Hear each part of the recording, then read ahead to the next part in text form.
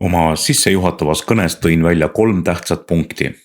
Esiteks otsib Jumala vaim kogu maailmas teatud südamehoiakuga inimesi.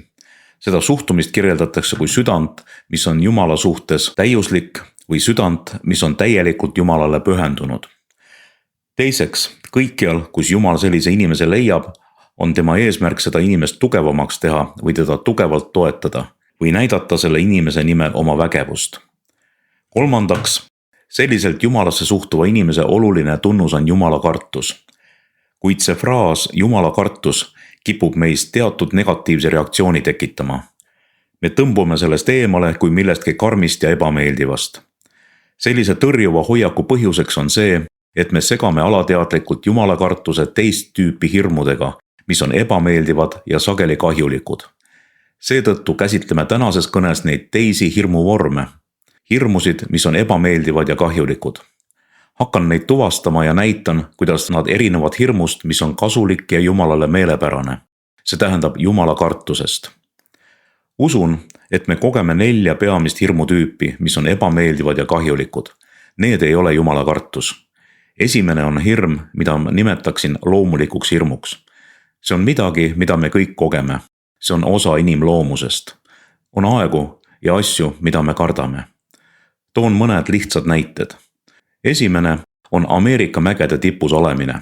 Sa näed seda pikka rada, mis sealt alla läheb ja kui hakkad liikuma ja tunned, et oled oma kõhu kuskile kaugele selja taha jätnud ja kõhulihased on hirmust pinges.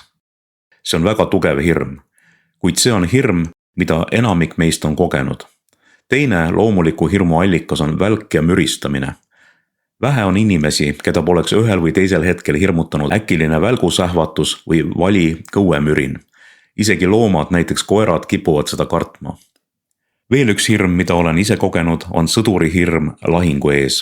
Lamad seal ja kuulid vihisevad su pea kohal. Kui need lendaks mõni sentimeeter madalamalt, oleks see teie lõpp. On vähe inimesi, kes selles olukorras hirmu ei tunneks.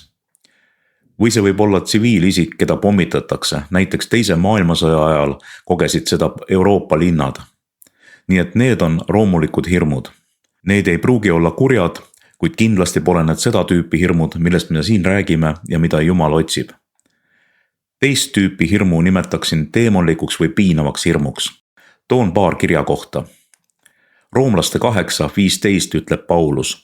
Sest te ei ole saanud orjuse vaimu, et peaksite jälle kartma, vaid te olete saanud lapse õiguse vaimu, kelles me hüüame Abba, isa. Paulus vastandab siin Jumala vaimu, mis kinnitab meile, et oleme Jumala lapsed, teist tüüpi vaimule. Ta nimetab seda vaimuks, mis teeb sinust orja või hirmu orjuse vaimuks. See ei ole midagi loomulikku, see on midagi vaimses sfääris. Ja selle tulemuseks on orjus. Üks asi, mida teame, on see, et Jumal ei tekita kunagi oma lastes orjust. Ta ei taha orje, ta tahab poegi. Nii et selline hirm, mis tekitab orjuse, ei ole Jumala kartus. Ja see pole hea. Teise Timoteuse 1:7 räägib Paulus ka vaimust, mis ei ole issandalt. Ta ütleb, Jumal ei ole meile ju andnud arguse vaimu, vaid väe ja armastuse ja mõistlikkuse vaimu. Püha vaimu märk on jõud, armastus ja enesedistsipliin ehk enesekontroll. Ükski vaim, millel ei ole neid märke, ei ole püha vaim. Ja Paulus vastandab sellele arguse vaimu. King Jamesi versioon nimetab seda hirmu vaimuks. See on kristlaste üks levinumaid vaimseid probleeme. Oma teenimistöös olen näinud sadu kristlasi, keda oli vaja sellest hirmu vaimust vabastada. Need on valed vaimud, need ei ole Jumala vaimud.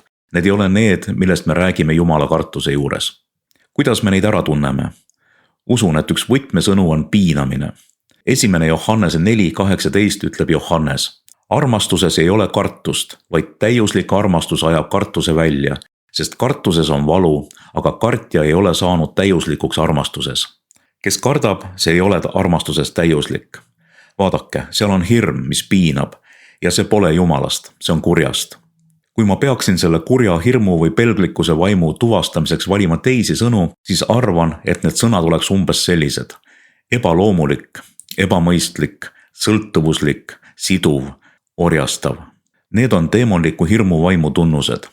Selle avaldumisvorme on väga palju.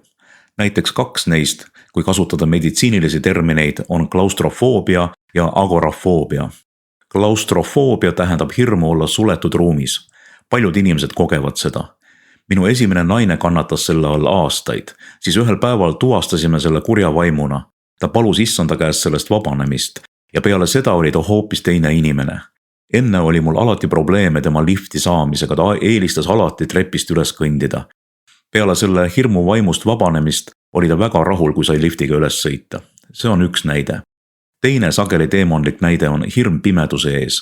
On inimesi, kes ei saa ilma valguseta magada. Enamasti on see okultse valdkonnaga seotuse tulemus.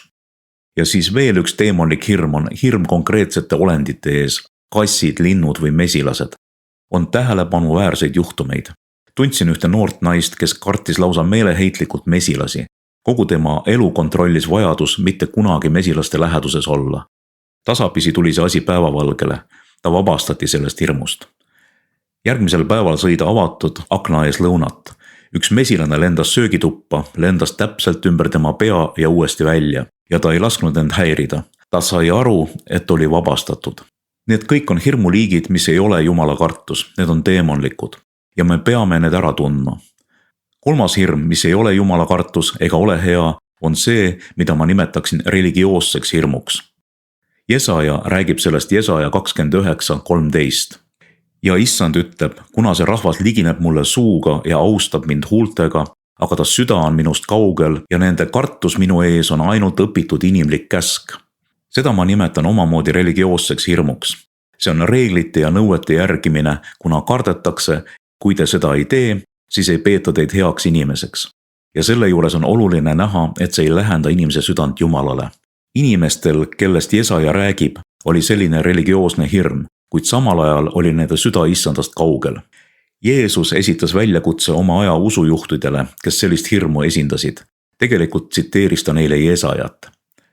Matteuse 15. peatüki salmides 7-9 ütleb ta: Teie silmakirjatsejad, Jesaja on teist õigesti ennustanud öeldes: see rahvas austab mind oma huultega, aga nende süda on minust kaugel.